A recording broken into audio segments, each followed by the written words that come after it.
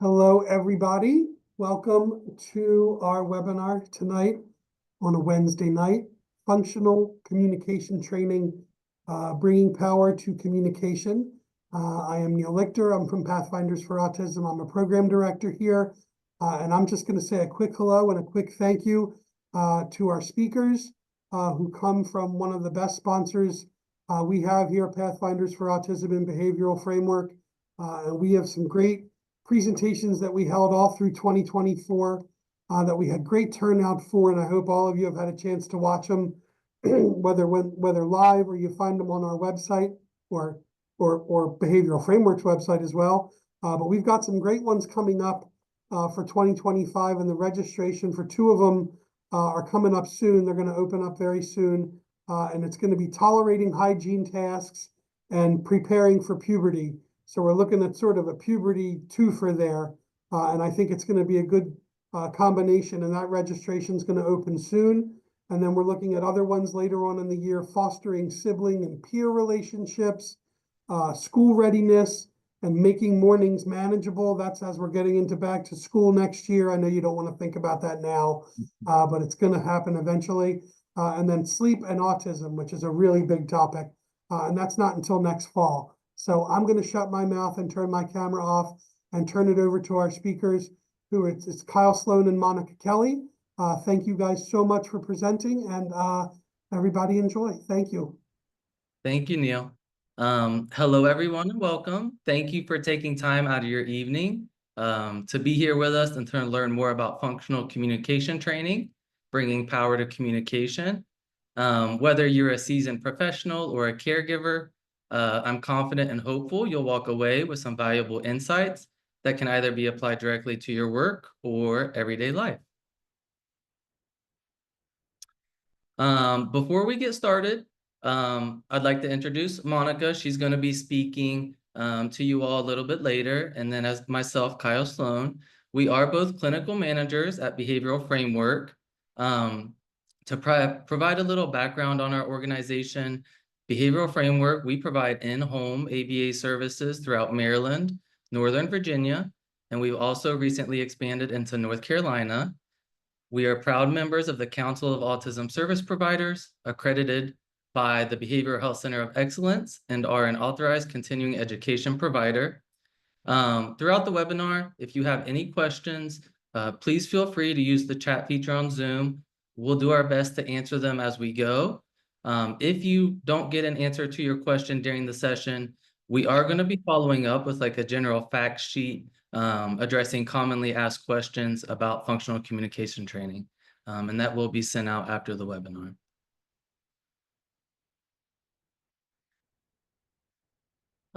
So as we go throughout this webinar, I encourage you to ask yourself some questions. If you answer yes to any of these, you'll likely find some of the information helpful. Do you want to work on a child's communication but aren't sure where to start? Does your child become upset when you are having a hard time understanding what they want? Maybe you've tried different strategies, but nothing has worked to improve communication. Or maybe you're a teacher or clinician looking for more information to better help the individuals you serve. So just some general information about the autism spectrum disorder and communication. Autism spectrum disorder, ASD, can impact communication in different ways. This could look like a child might be able to communicate vocally, expressing what they want through single word vocalizations, multi-word phrases, or it could be a child who's non-vocal, but they're able to communicate maybe through sign language or PECs, exchanging picture icons for items, or maybe even an AAC device. Maybe they have a tablet or iPod where they're able to select icons. In a class, babe. Understanding these different forms of communication, it's essential for tailoring interventions to support individuals with autism and expressing their needs and emotions effectively. Communication challenges are common. Some children need just a little bit of help, whereas other children may need significant support to communicate. Skills that focus on improving communication are frequently a part of a child's treatment plan. And then it's just important to remember, no matter where a child is at in their current form of communication, everyone can learn and gain valuable skills. Before we get into the thick of it, I do want to set some expectations for this webinar. The purpose of today is not to provide unique, individualized, specific solutions for a certain child. It's not to review extensive literature regarding functional communication training or to critique other strategies and interventions that are used. If you do have a unique, individualized question about a specific child, be sure to follow up with their team. That could include a teacher, psychologist, BCBA, SLP, speech language pathologist, or OT, occupational therapist. Our goal for this webinar is we do want to provide you with basic information about what functional communication training is, how it works, and what you can do to help.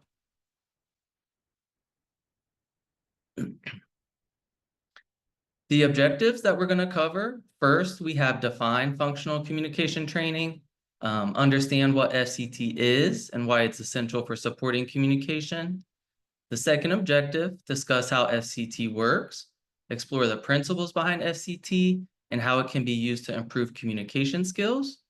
Third, we're going to review the basic steps to teach FCT, outline key steps involved in implementing FCT effectively.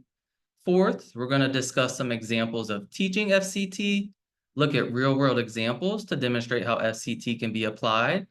And then the fifth objective, review what you can do today to help. We hope to provide you with some practical tips and strategies that you can start using immediately to support some communication development. So what is functional communication training? Functional communication training, also called FCT, is a very powerful tool that teaches a child to communicate. Through FCT, a child is taught to get their needs met through communication instead of relying on their problem behavior. FCT increases communication skills and decreases problem behavior.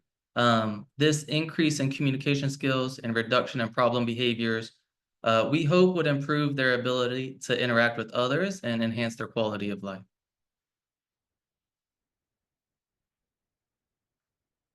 Just a brief, quick review of research.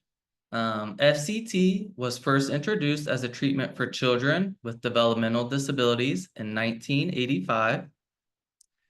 Research has shown that FCT is able to reduce problem behaviors in children and adults. FC teaches new, appropriate communication. That new and appropriate communication gives the person the same reinforcer that the problem gave. So kind of a real world example, and we'll look at some more later. But say there's a child and crying always gets the child a cookie. So we're going to teach that child to say or sign, exchange a picture icon to say cookie, and that will get them the cookie and crying doesn't. So in this example, saying cookie gets the same thing that crying used to. And then why is FCT needed? Problem behavior may happen because communication is hard. For some of these children, it might be easier to cry, yell, or run away than ask for something nicely or appropriately. The goal of FCT is to teach simple and easy ways to communicate. Your child will learn that communication gets them what they want, not acting out or becoming upset. Over time, the goal is for communication increases and problem behavior decreases. So at this time, I'm going to pass it over to Monica. She's going to kind of dive deeper into the why, how, and what's of problem behavior. Thank you so much, Kyle. So as he had said, problem behaviors may happen. Communication is hard. So some of our kiddos might be displaying these problem behaviors. So before we can teach communication, we have to know why your child is engaging in that problem behavior. So we're going to go through a few examples. Your child might cry every time they want the iPad. So we can say that crying happens in order to get the iPad. Another example is that your child cries every time they're asked to do something they don't want to do. We can say that crying happens to get out of doing something they don't want to do. Or your child cries every time they want their siblings' attention. We can say that crying happens to get their siblings' attention. The why of problem behavior is the reason it happens. So it's important to know why your child might be engaging in these problem behaviors. You are the holder of the information. You have the best understanding about why problem behavior happens. You know your child best. You interact with them the most often. So I want you to think back on past scenarios and really dive deep into that. Did your child engage in problem behavior maybe in order to get something?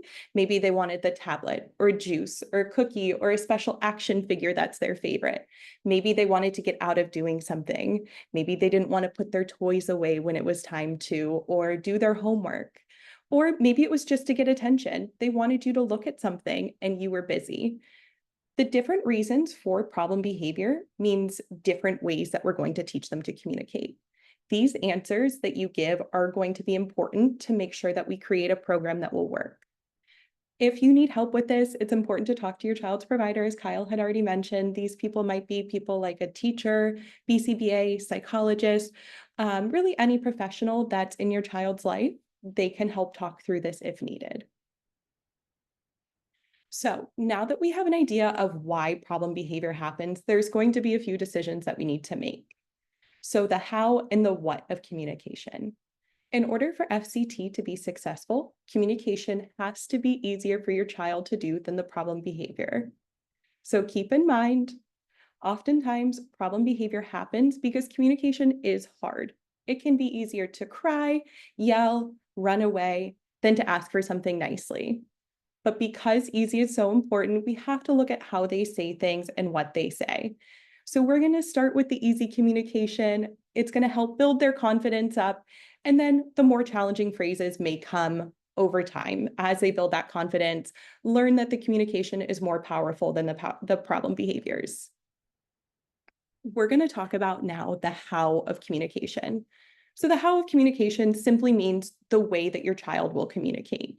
There's so many different ways to communicate, such as using their voice and their words, signing using their hands, pointing to pictures, handing pictures over, using a communication device like an iPad or cell phone, or just simply pointing to things that are near them that they want.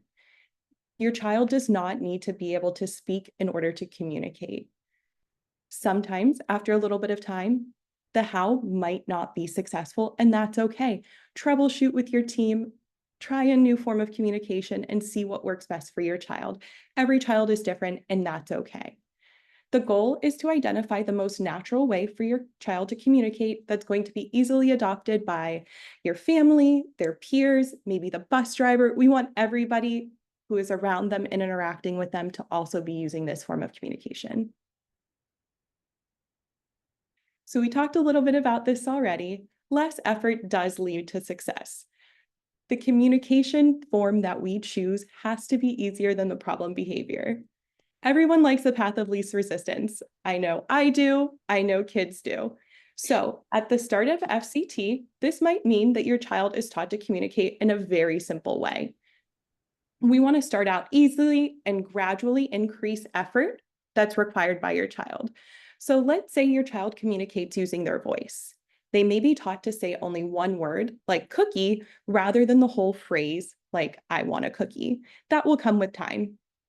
If your child communicates with sign language, they may be taught a more simplistic movement rather than the whole actual sign.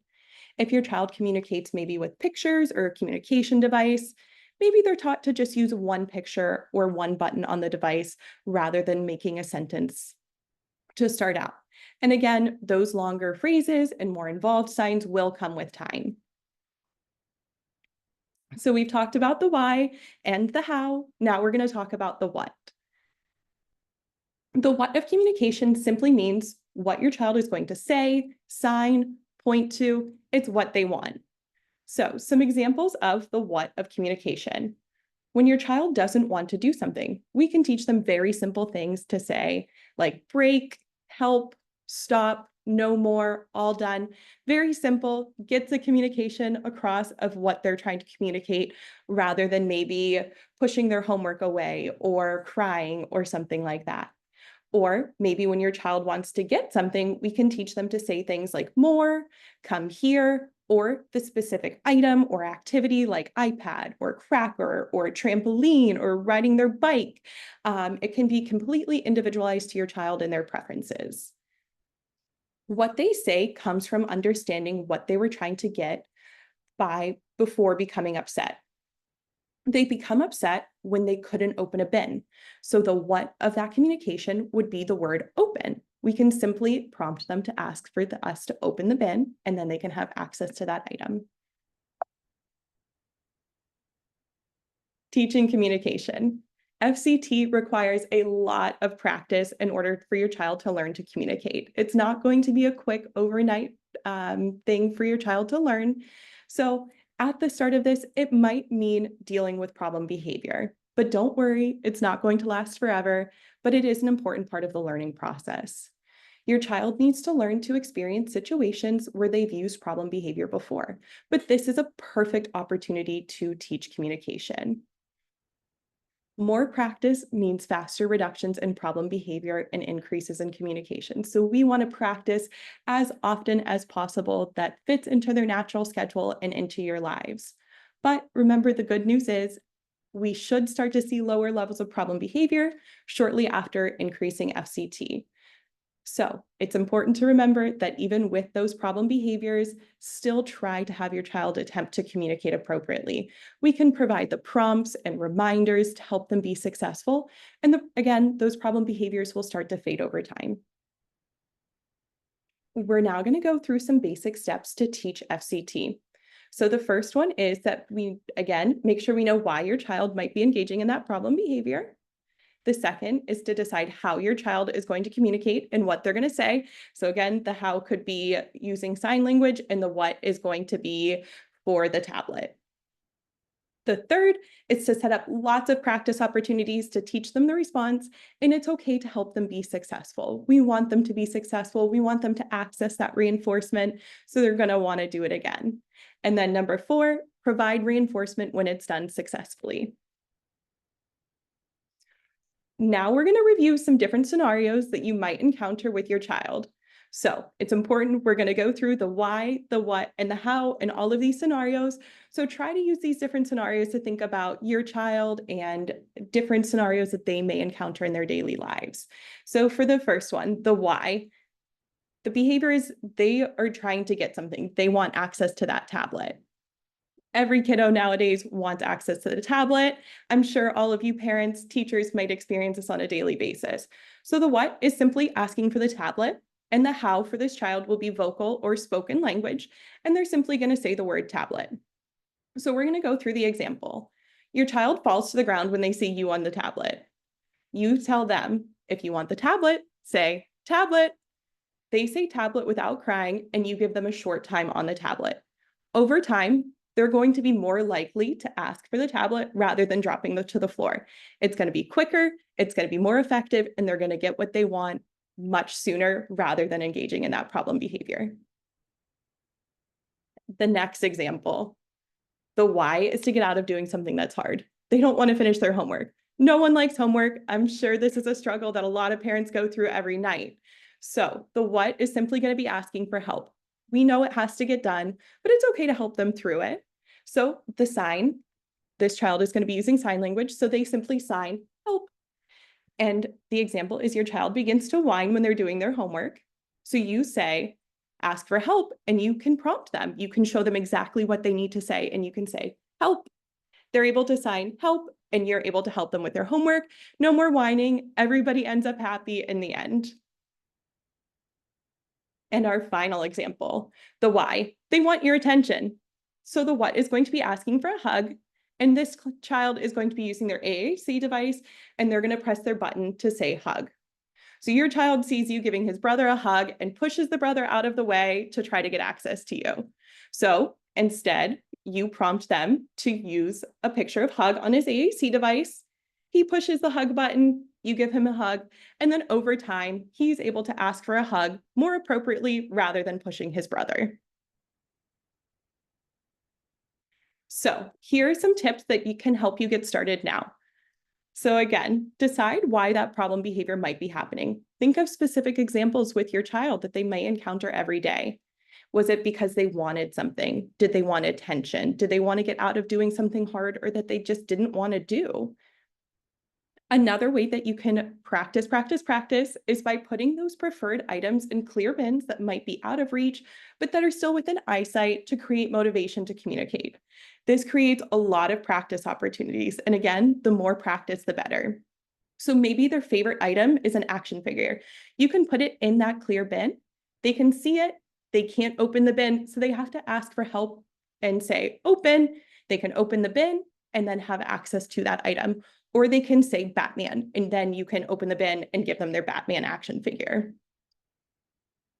Another way you can get started now is be prepared to assist your child with communication.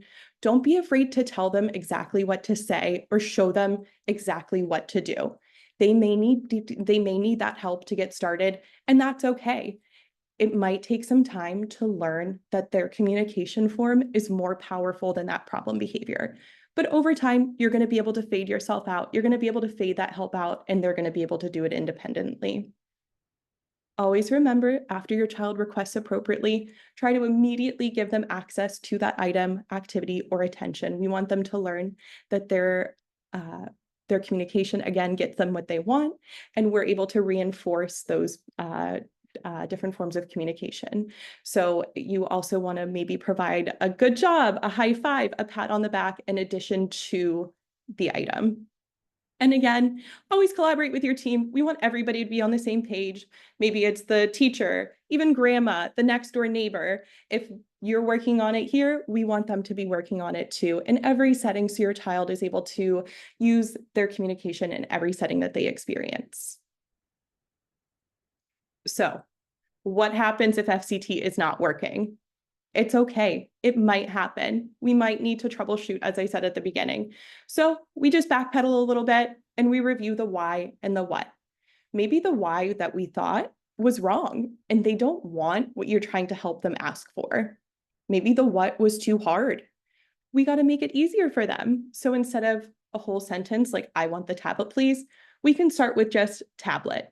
We can add in the manners later. We know it's important, but they'll learn that over time. Maybe it's important to re-examine your child's preferences or motivating items. Maybe it's not reinforcing enough. They might have access to it too often, and then it's not motivating to use the communication system because they know they can get it later. So we want to make sure that those items are restricted to times when they're practicing their communication. So you can do things like changing up the environment, scheduling time in their day to practice, use the clear bin, create opportunities for them to ask for help or to open things. Put their favorite toys just high enough that they can't reach so that you have to ask you for help. They can still have access to it and then they can go play. Just something simple like that makes it very easy for the parents to implement these strategies. So finally, some key takeaways with FCT. FCT focuses on teaching the communication instead of the problem behavior. And remember, during this process, problem behavior no longer gets your child what they want. They are taught to communicate, but with your help. So if they are throwing a tantrum or falling to the floor, we want to make sure that we don't give them access to that tablet until they say the word tablet, but it's okay to help them. Keep your expectations realistic. Even if your child's a good communicator, the goal is to make communication quicker and easier and more powerful for them. Always remember the why, the how, and the what. And remember, finally, more practice means faster reductions in problem behavior and greater increases in communication. So that is all we have today. Here are a few of our references. As Neil said at the beginning, we are going to be emailing you a couple handouts with information from today's presentation that hopefully you guys are going to be able to use for your child or clients. And we hope you guys are all able to implement what you learned today and found this presentation helpful.